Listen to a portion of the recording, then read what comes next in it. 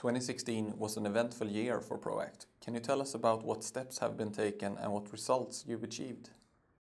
2016 was quite an interesting year for the company. I think that we had obviously a very successful year. We're very proud of the results. We have stated to the market for many years that we will achieve 5% profit before tax. And you can see in Q4 we were up at 5.7 and somewhere around 4.8 for the whole year, which is a significant improvement on the previous year. And I think if you look at the initiatives that we started internally, in January I set out a strategy for Proact, which was to look at really releasing the power that I felt was within the group. And what that really meant was, the first initiatives were around driving economies of scale and driving efficiencies. So we looked at consolidating all of our business systems and ensuring that we had a common platform to build from, which wasn't the case. And I think if you look back at Proact in history, you would say that it's fair that we've acted more as a country by country, loosely affiliated group of companies, rather than really taking stock of what we have within our business and then trying to leverage that to the maximum potential. And some examples of that I think are relevant are things like the way that we deal with our marketing. That was a country budget, and we saw when we looked into how much money we were spending on marketing, which was quite significant, and the way in which we were dealing with that internally meant that there was a lot of duplication around the types of products and services and our reach into the market. So by consolidating that into one central function and centrally controlling the funding, we had a direct impact on our bottom line. I think 30% of what we were doing, we immediately kind of consolidated down because we were replicating that. And it meant the remainder of the money was actually spent more efficiently, and it also was spent around following the strategy.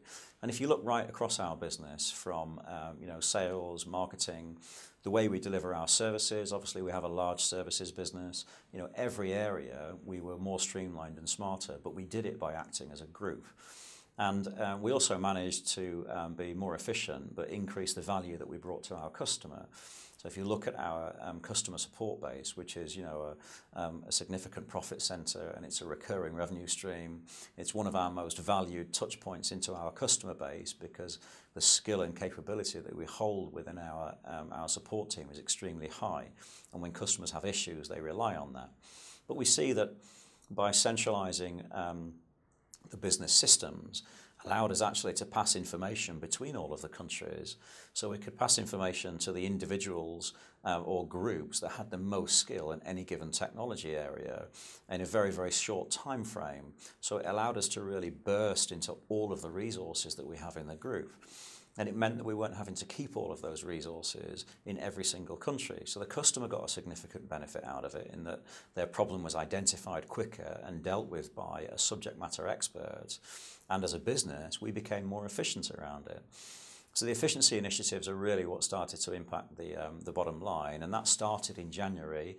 And throughout the quarters, we became more and more efficient as the year went by. And that's one of the contributing factors to why Q4 was so good. You can see that our cost base is lower, our headcount is actually slightly down year on year. And with the benefit of good growth in both systems and services in Q4, combined with that efficiency, that's what led us to such a strong performance there. I think it's also important to say that from a future development of the organisation, one of the things that we wanted to do in 2016 was capture the skill and capability that we have that actually we could use from a sales perspective to add value to our top line. So looking ahead, what did we do in 2016 that gave us a foundation? And again, I don't think it's rocket science, the things that we've done, but when we looked across our group, we saw that there was a lot of innovation going on around technologies and services within the individual countries. Some of them were unique and fantastic, and we wanted to use that to the benefit of the whole group, and some of them were duplicated again. So we killed off some projects and we consolidated our portfolio down. We put a structure around that of process, which means that we could standardize all of those areas of innovation and make them available for every component of the group. And that's an ongoing program of works, but we have a lot of opportunity now to build on with new things that have come into the individual portfolio. An example of that are our database managed services that are based around Oracle, with all of the skill that we have in Estonia. And I know from looking after the UK business that we sold 2 contracts in the second half of the year that were delivered from Estonia. The customers are delighted with that. It's additional value that they can get from Proact. It's inside of the European Union. You know, we have a strong focus on maximising these services going forward, and that really started to happen in the second half of the year.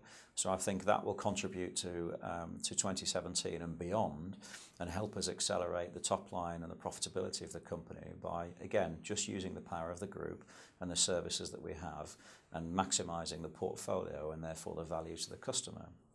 So 2016 was a lot of change within the business, so it was a lot of inwardly looking things, and it was nice that strategically we took every bullet of our strategy and we made sure that it impacted the bottom line. I think the last thing really was the control that we had around our smaller businesses, where some of our countries historically have had challenges and have resulted sometimes in losses. And you know, we've had a much greater focus around 2 things. You know, reducing cost in countries where we feel that we have the potential to negatively impact the group, but also bringing things from the group by acting as a large group that meant that the smaller countries are actually starting to see a lot of benefit of being part of the wider Proact group. And we still have some way to go with that, but I think we're very confident that we have our arms around it. And one of those countries where we'd strategically decided to do a greenfield startup was Germany. I personally thought that the size of the German market would have suited itself more to an acquisition. And so we pursued an acquisitive profile in Germany really from Q1. And we were delighted that in January that we secured the services of Teamix. And Teamix is a 35 million euro turnover, roughly 80 employee business that fits perfectly with the rest of the Proact group. They're on that curve of managed services with skill and capability, but their core business is almost identical to what we do today. So we will get efficiencies, we will get economies of scale, we take care of Germany as a big region for future headroom, and also we bring in some new services and some new skill that bolster us in some areas that we're weak.